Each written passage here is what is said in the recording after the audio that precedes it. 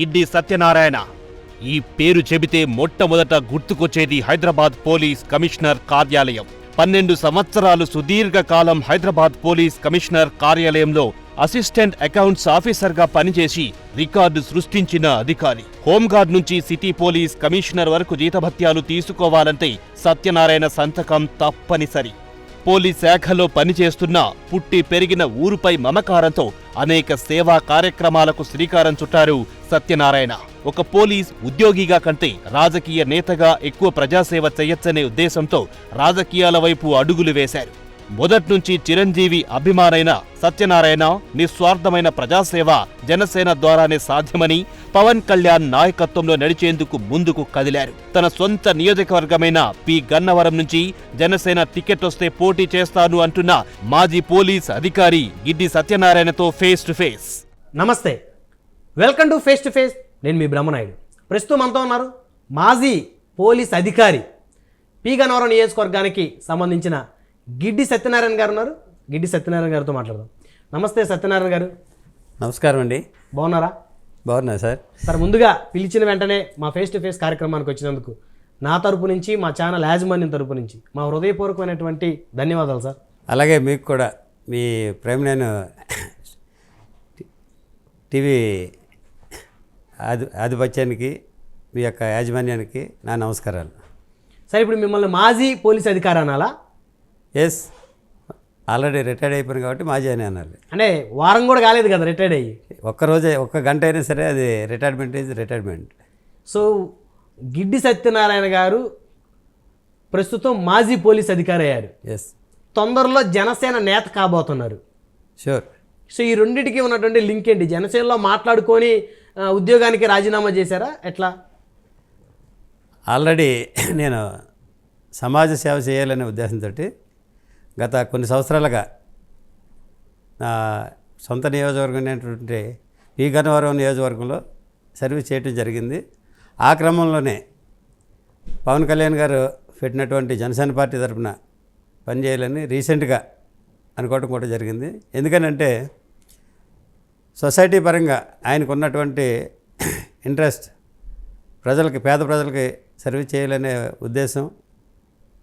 అంతేకాకుండా జాతీయ నాయకులు అయినటువంటి గాంధీ గారు, భగత్ సింగ్, ఆజాద్, చంద్రశేఖర్, డాక్టర్ బిఆర్ అంబేద్కర్ వీళ్ళ ఆశయాలకు అనుగుణంగా ఆయన పార్టీ పెట్టి వాటికి అనుగుణంగా ప్రజల్లోకి తీసుకొచ్చారు. కాబట్టి నాకు ఈ ఆశయాల మీద నేను ఇంట్రెస్ట్ చూపించి ఈ పార్టీ తరఫున పనిచేయాలనే ఉద్దేశంతో రావడం జరిగింది.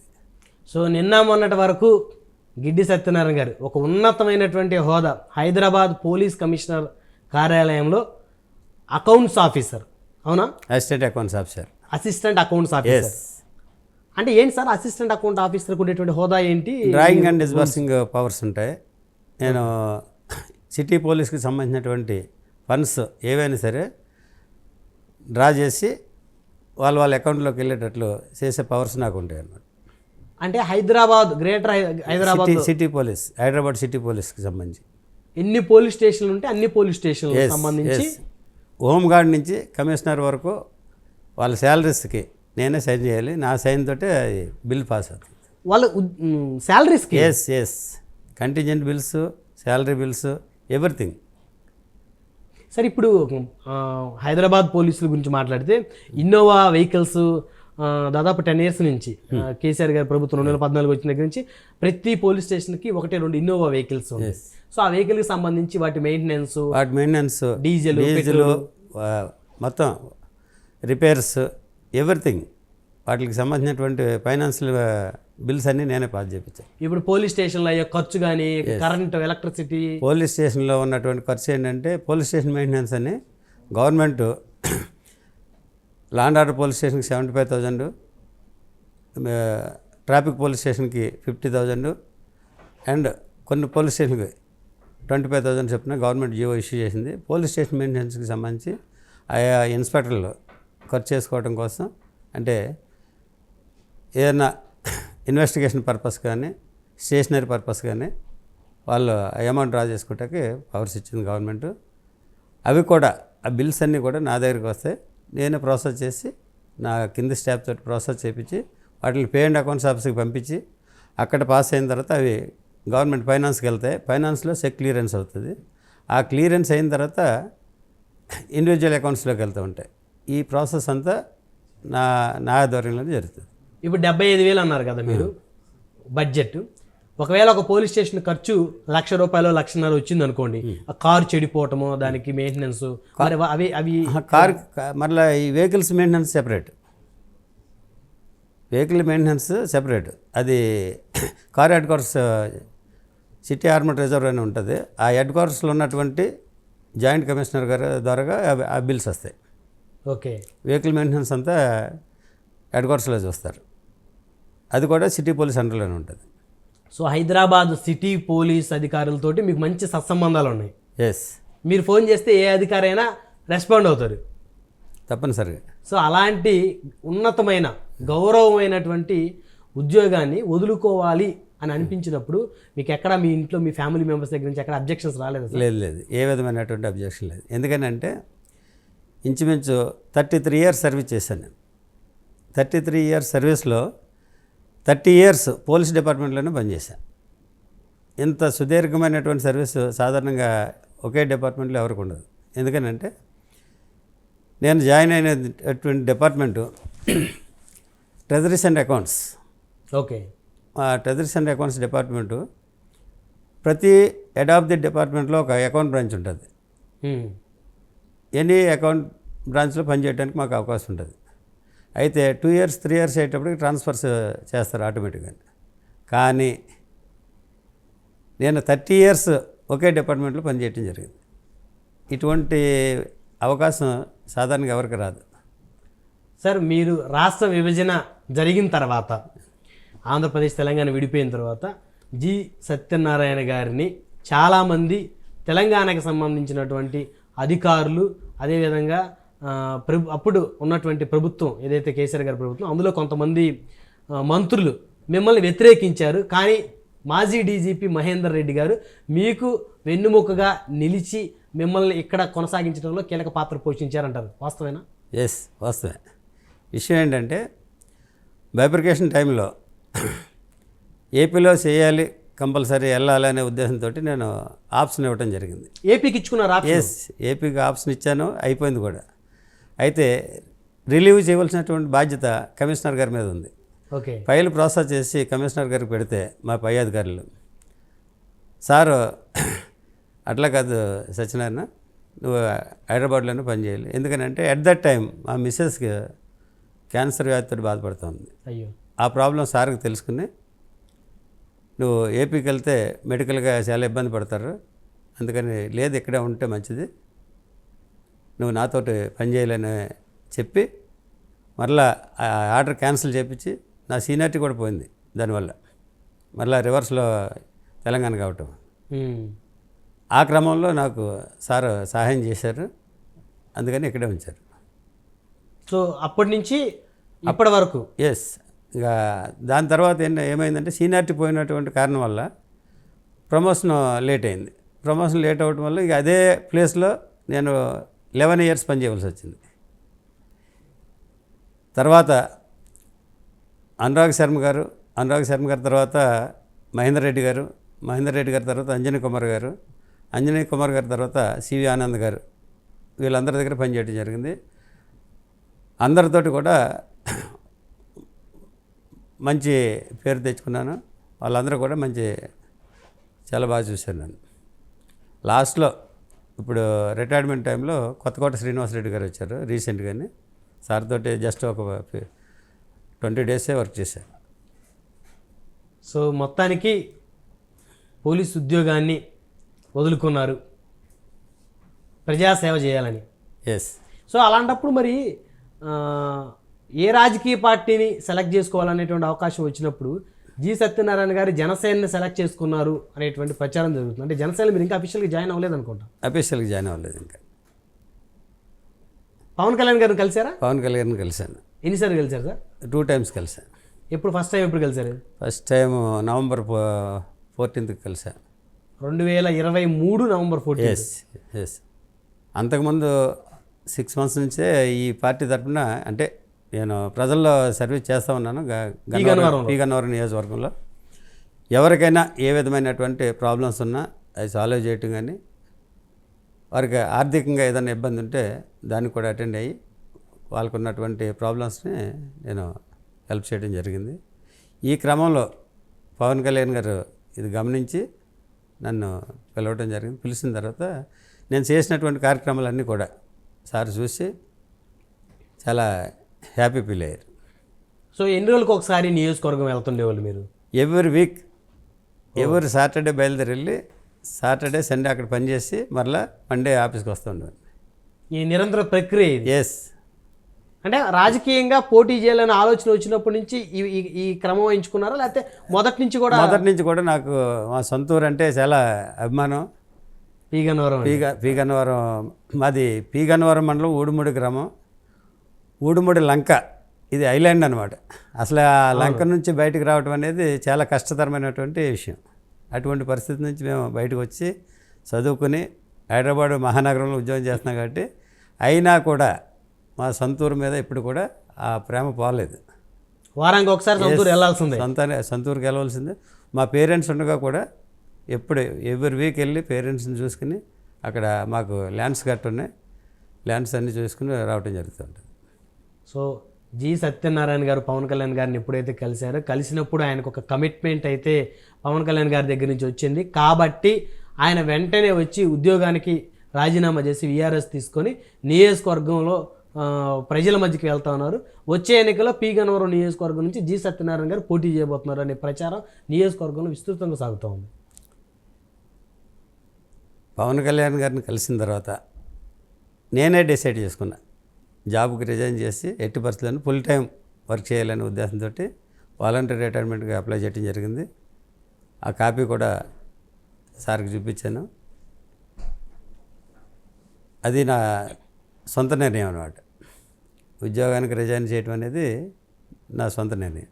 ఏమలేదా పవన్ కళ్యాణ్ గారు? ఎందుకంటే సర్వీస్ ఉంది కదా, అయిపోయిన తర్వాత జాయిన్ అవ్వడం పార్టీలో ప్రెజెంట్ సర్వీస్ చేసుకోండి అనలేదా? లేదు, ఏమన్నారంటే మీ కమిట్మెంట్ నచ్చింది, మీరు ఈ విధంగా సర్వీస్ చేయటం అనేది నాకు చాలా సంతోషం ఉంది అన్నాను.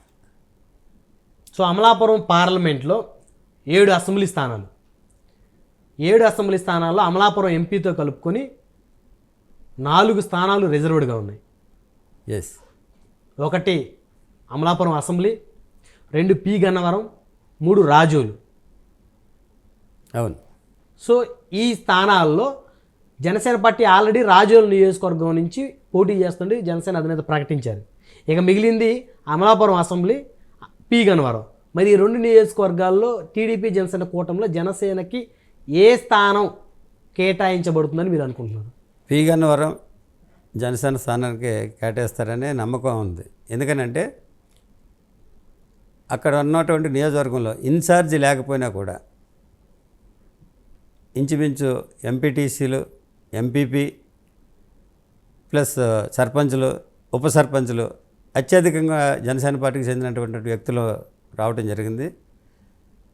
ఈ క్రమంలో అక్కడ ఉన్నటువంటి ప్రోగ్రెస్ని బట్టి జనసేన పార్టీకే ఆ టికెట్ కేటాయిస్తారని నమ్ముతున్నాను. కానీ ఇక్కడ సత్యనారాయణ గారు నాకు డౌటు, అమలాపురం పార్లమెంట్ అంటే మెగా అభిమానులకు అడ్డా, రిజర్వ్డ్ స్థానాలు తర్వాత ఇక్కడ రామచంద్రాపురం నియోజకవర్గం, అదేవిధంగా రిమైనింగ్ ఏదైతే నియోజకవర్గాలు ఉన్నాయో వాటన్నిటిలో కూడా జనసేన పార్టీ ఆధిపత్యం ఎక్కువగా ఉంటుంది, మెగా అభిమానుల ఆధిపత్యం. సో ఈ పార్లమెంటు అసలు అమలాపురం పార్లమెంటే జనసేన పోటీ చేస్తే మిగతా 7 అసెంబ్లీలో సగం జనసేన సగం టీడీపీ పోటీ చేసినప్పటికీ కూడా పార్లమెంట్ వ్యాప్తంగా గాజు గ్లాస్కి ఓటేసామనేటువంటి ఫీల్ మెగా అభిమానులకు ఉంటుంది కదా? ఉంటుంది. నిడదవోలు కూడా ఈ నిడదవోలు దీంట్లోకి రాదు. So Ramachandrapuram, Mummidivaram, Amalapuram, P Gannavaram, Razole. So ఈ నియోజకవర్గాలన్నీ కూడా మెగా అభిమానులకి కంచుకోటగా ఉన్నాయి. ఎస్.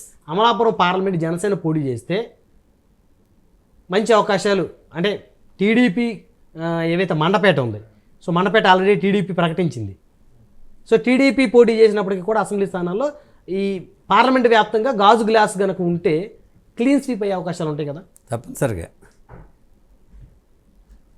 మరి చేస్తుందంటారా? చేస్తుంది, తప్పనిసరి చేస్తుంది. రిజల్ట్ కూడా మీరు చెప్పిన విధంగానే వస్తుంది. పి గన్నవరం నియోజకవర్గం గురించి మాట్లాడితే ఆల్రెడీ వైఎస్ఆర్సీపీ అభ్యర్థిని మార్చింది. సిట్టింగ్ ఎమ్మెల్యే కొండేటి చిట్టిబాబు గారు ఉన్నారు. సో అభ్యర్థిని మార్చాల్సినటువంటి పరిస్థితి వైఎస్ఆర్సీపీకి ఎందుకు వచ్చింది? ఈయన్ని మారిస్తే పి గన్నవరంలో వైసీపీ గెలుస్తుందనే ఈక్వేషన్తో కొత్త అభ్యర్థిని బరిలో దించింది. పి గన్నవరం ఎమ్మెల్యే అయినటువంటి కొండేటి సిట్టిబాబుకి సరైనటువంటి సర్వీస్ చేసే అవకాశం ఇవ్వలేదు ప్రభుత్వం.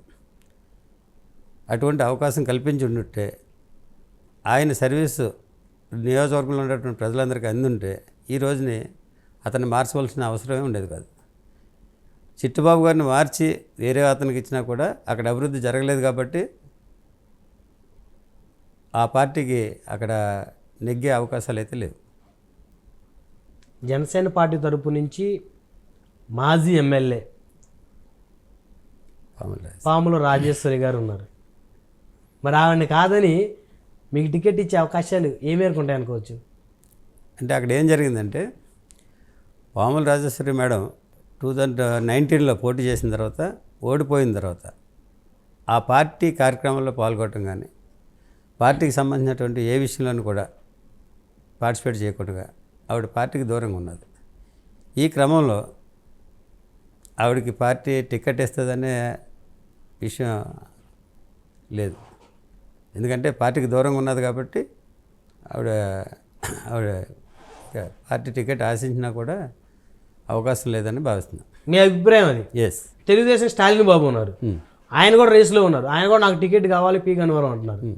మరి తెలుగుదేశం ఆయన టీడీపీ జనసేన కూటమిలో టీడీపీ అభ్యర్థికి ఆయన కేటాయిస్తే లాస్ట్ ఎలక్షన్స్లో వీళ్ళిద్దరూ ఎవరైతే పోటీ చేశారో వీళ్ళెవరూ కూడా మరలా పార్టీ తరపున కానీ ఆ నియోజకవర్గంలో ఏ విధమైనటువంటి కార్యక్రమాలకి అటెండ్ కావటం లేదు.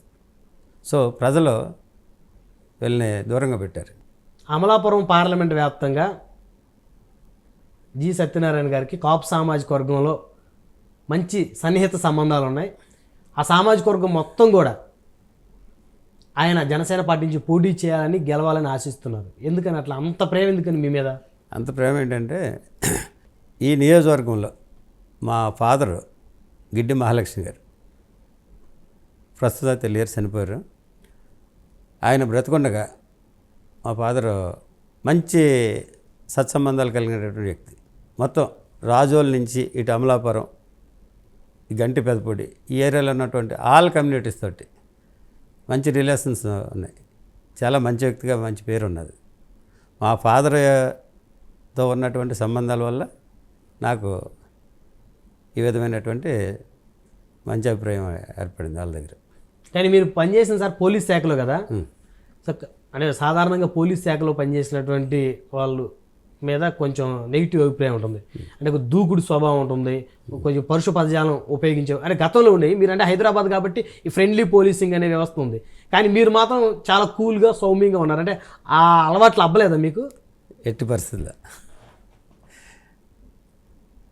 సో ఇప్పుడు హైదరాబాద్లో 10 years నుంచి అనుకుంటా ఫ్రెండ్లీ పోలీసింగ్, ఎవరిని కొట్టడం. మహేందర్ రెడ్డి గారు కమిషనర్ గారు అయిన తర్వాత ఫ్రెండ్లీ పోలీసింగ్ ఇంట్రడ్యూస్ చేశారు.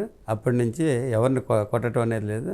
పోలీస్ స్టేషన్కి వచ్చినటువంటి ముద్దాయి అయినా సరే వాళ్ళని సాధారణంగా ఆహ్వానించి వాళ్ళకి కావాల్సిన మర్యాదలు చేసి మంచినీళ్ళు ఇచ్చి టీ తాగిపించి పంపించేవారు. జి సత్యనారాయణ గారు 100 కోట్ల ఆస్తి కలిగి ఉన్నారు కాబట్టే రాజకీయాల్లోకి వస్తున్నారు. తొందరపడి వచ్చేస్తున్నారు రాజకీయాలకి. ఎందుకంటే 2 సంవత్సరాలే సర్వీస్ ఉంది. సో ఆ 2 సంవత్సరాల సర్వీస్ వదిలేసుకున్నప్పటికీ సరే ఎమ్మెల్యే అయ్యి మంత్రి అయిపోతే 100 కోట్లు 1000 కోట్లు చేసుకోవచ్చు అనే ఆలోచనతో వస్తున్నారు. అవునా? అటువంటిది ఏం లేదు. మా ఫాదర్ బిజినెస్ చేసేవారు. జొన్నలు, మొక్కజొన్నలు, ఓకే, అపరాలు ఇవన్నీ కొన్ని రాజమండ్రి, హైదరాబాద్ కూడా తీసుకొచ్చి అమ్మేవారు. మా ఫాదర్ చేసినటువంటి కృషి వల్ల ఆయన ఇంచుమించు 30 acres ల్యాండ్ సంపాదించారు. P Gannavaram. Yes, P Gannavaram మండలంలో మా ఫాదర్ని గిడ్డి మహాలక్ష్మి అంటే ల్యాండ్ లార్డ్ అనేవారు. ఓ, మా కమ్యూనిటీలో మా ఫాదర్కి మంచి పేరు ఉంది. ల్యాండ్ లార్డ్ గిడ్డి మహాలక్ష్మి అనేవారు. ఆయన సంపాదించినటువంటి ఆస్తి పేరు ప్రఖ్యాతులు మాకు వర్తిస్తుంది. అంటే మీరు హైదరాబాద్లో సర్వీస్ చేశారు కదా సార్, ఐపీఎస్లతోటి మంచి సంబంధాలు ఉన్నాయి, కమిషనర్లతోటి సీనియర్ మోస్ట్ ఐపీఎస్ ఆఫీసర్ల దగ్గర పనిచేశారు సార్. సుమారు మీరు ఎన్ని ఎకరాలు ల్యాండ్ కొని ఉంటారు హైదరాబాద్లో? అసలు హైదరాబాద్లో నాకు ఒక సెంట్ నేల కూడా లేదు. 2-3 మాజీ సీనియర్ ఐపీఎస్ అధికారులకి మీరు బినామీ అని విన్నాను నేను. అసలు అటువంటిది ఏం లేదు. సో ఆఫీసర్ దగ్గర పనిచేయటమే తప్పించి వాళ్ళ ఆస్తిపాస్తుల గురించి నాకు ఏ విధమైనటువంటి సంబంధం లేదు.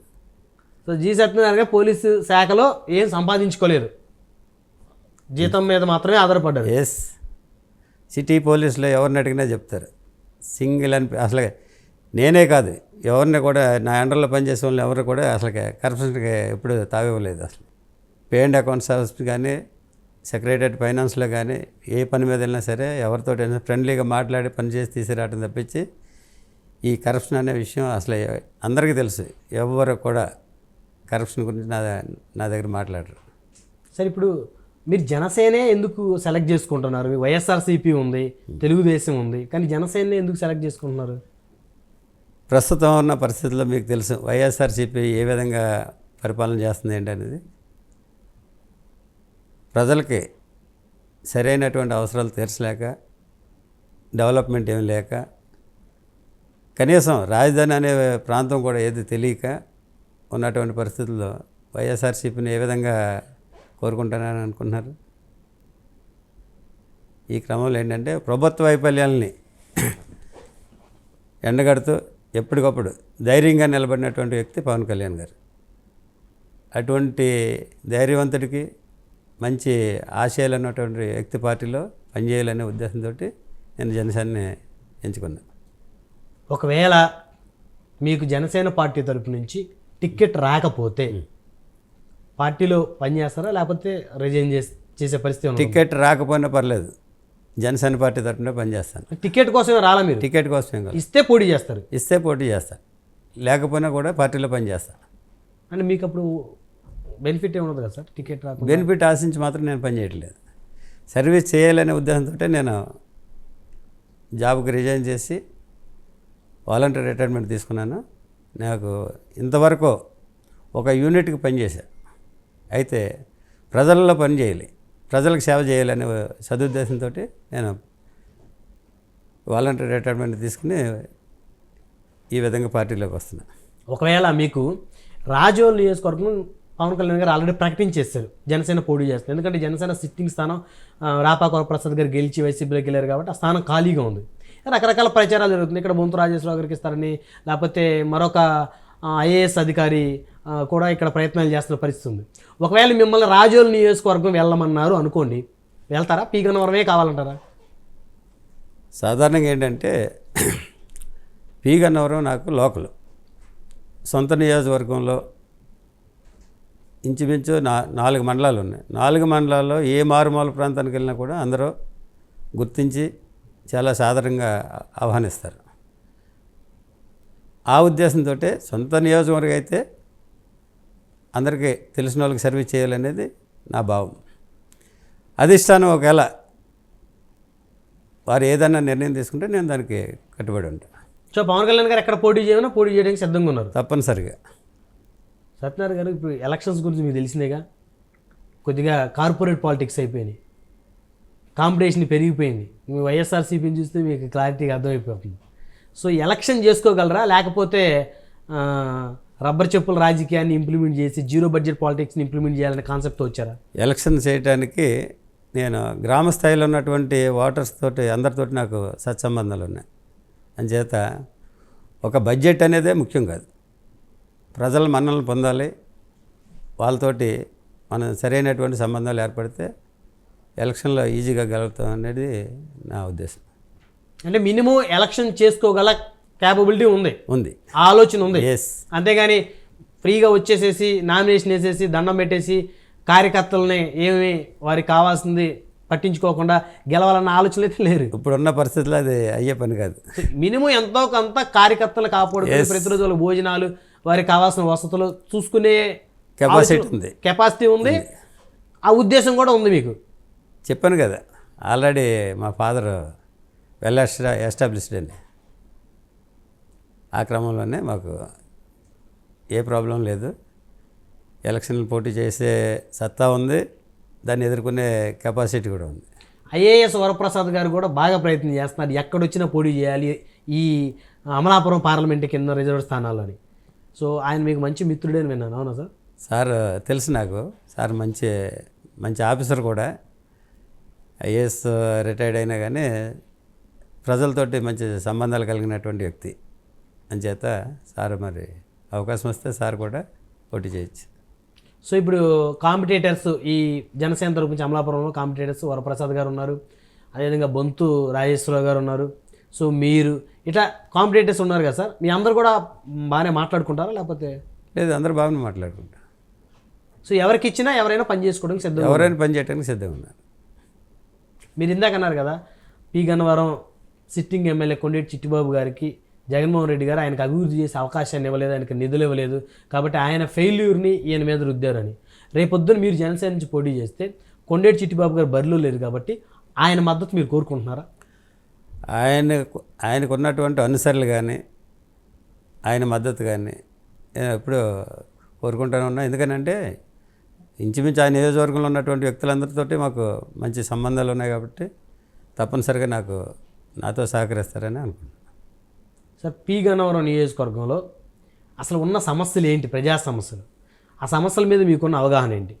మీకు అవకాశం వస్తే, పోటీ చేసే అవకాశం వస్తే, నియోజకవర్గ ప్రజలు మిమ్మల్ని ఎమ్మెల్యేగా గెలిపిస్తే పి గన్నవరం నియోజకవర్గ ప్రజలకి మీరు ఏం చేయాలనుకుంటున్నారు, మీరు ఇచ్చే హామీలు ఏంటి? పి గన్నవరం నియోజకవర్గంలో ఉన్నటువంటి ఆ ప్రాంతానికి ఉన్నటువంటి మెయిన్ ప్రాబ్లం ఏంటంటే వరద ముంపు. ఎందుకనంటే గోదావరి పరివాహక ప్రాంతం అది ఎక్కువగా. సో దానికి సంబంధించినటువంటి ఏ విధమైనటువంటి డెవలప్మెంట్ జరగలేదు. మెయిన్ ఇరిగేషన్ డెవలప్మెంట్స్, ఆ రివెట్మెంట్స్ అవన్నీ చేస్తే అక్కడ ఉన్నటువంటి ప్రజలు పంట పొలాల్లోకి వెళ్ళటానికి కానీ వాళ్ళ పంటలు పండించుకుంటా కానీ ఏ విధమైనటువంటి ఇబ్బంది లేకుండా ఉంటారు. ఫస్ట్ అది. ఇంకోటి ఏంటంటే గన్నవరం నియోజకవర్గంలో అసలు ఫైర్ స్టేషనే లేదు. ఫైర్ స్టేషన్ లేకపోవడం వల్ల చాలా ఇబ్బందులు పడుతున్నారు జనాలు. ఏదన్నా ప్రాబ్లం వస్తే ఎక్కడ అమలాపురం నుంచి రావాలి, లేకపోతే వేరే కొత్తపేట నుంచి రావాలి. ఇది సెకండ్. ఇంకోటి ఏంటంటే కామన్ ప్రాబ్లం ఆంధ్రప్రదేశ్లో ఏ మారుమూలకి వెళ్ళినా కూడా, ఏ మెయిన్ ప్లేస్లోకి వెళ్ళినా కూడా రోడ్ల ప్రాబ్లం. గన్నవరం నుంచి అమలాపురం వెళ్ళే రూట్లో ఇంచుమించు అంబాజీపేట వరకు అసలే రోడ్డు చాలా దారుణంగా ఉంటుంది. 2 వీలర్స్ మీద వెళ్ళే వాళ్ళు చాలామంది యాక్సిడెంట్లు అయ్యి ఆ గుంటలో పడి హాస్పిటల్ పాలవటం జరిగింది.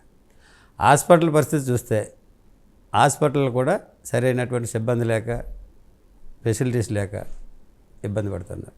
ఇవన్నీ మినిమం నీడ్స్ నియోజకవర్గాన్ని. ఎస్. అంచేత జనసేన పార్టీ పొత్తులో అధికారంలోకి వస్తే మెయిన్ వస్తుందా పొత్తుల అధికారంలో? తప్పనిసరిగా 200% వస్తుంది. అంటే మొత్తం సీఎం చంద్రబాబు గారేనంట కదా సార్? అంటే పెద్ద మనసులో ఒప్పందం ఉంటుంది. ఆ ఒప్పందం ప్రకారం మీరు పవర్ షేర్లో భాగస్వామి ఉంటుంది పార్టీ తప్పనిసరిగా. ఎప్పుడైతే ఎలయన్స్లో భాగస్వాములు అయ్యారంటే ఆటోమేటిక్గా పవర్లో కూడా భాగస్వాములు అవుతారు. అవును.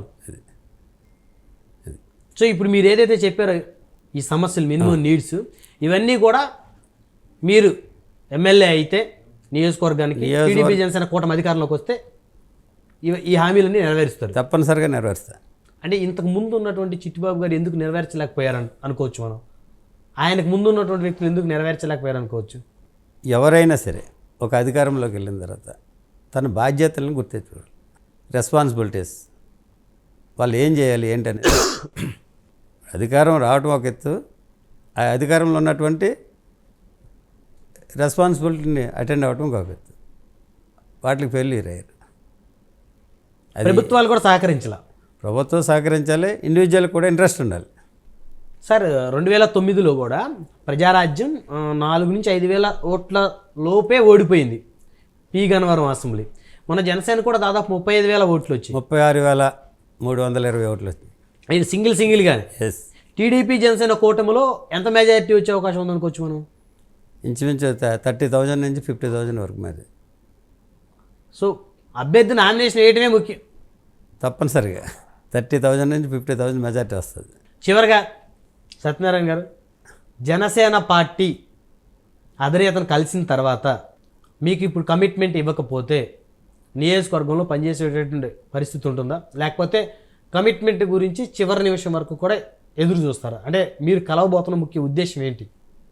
జనసేన పార్టీ అధినేత గారు అయినటువంటి పవన్ కళ్యాణ్ గారు వారు ఏ నిర్ణయం తీసుకున్నా నేను దానికి అంగీకరిస్తాను. ఎందుకనంటే టికెట్ ఇస్తేనే పని చేయాలనే ఉద్దేశం మాత్రం కాదు. మీకు ఆల్రెడీ చెప్పా, టికెట్ ఇచ్చినే ఇవ్వకపోయినా ఆ పార్టీ తరఫున పనిచేయడానికి నేను రెడీగా ఉన్నాను. సో టీడీపీ జనసేన కూటమి అధికారంలో తీసుకురావడానికి వచ్చే ఎన్నికల్లో మీ వంతు ప్రయత్నం మీరు చేస్తూ ఉన్నారు. తప్పనిసరిగా.